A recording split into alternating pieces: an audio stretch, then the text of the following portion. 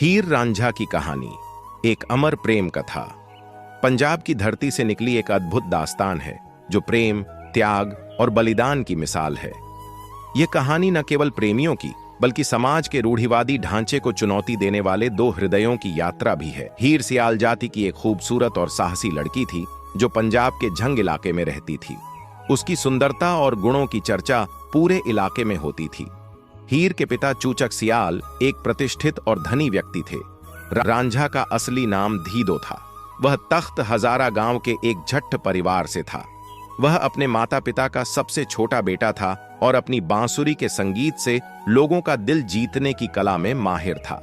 प्रेम की शुरुआत एक दिन रांझा अपने परिवार से नाराज होकर हीर के गांव झंग पहुंचा।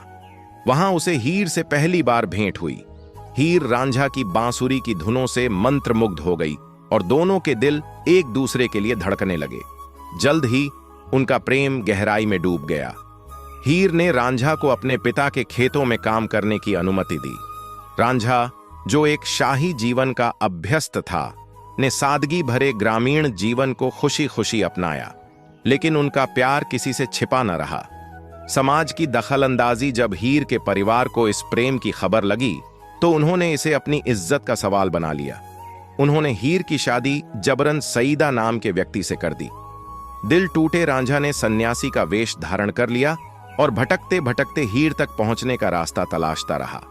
दर्दनाक अंत, लंबे संघर्षों और कई बाधाओं के बाद हीर और रांझा अंततः एक बार फिर एक दूसरे से मिले।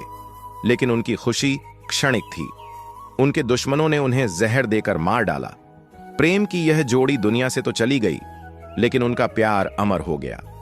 प्रेम की अमरता हीर रांझा की कहानी यह संदेश देती है कि सच्चा प्यार समाज के बनाए बंधनों से परे होता है।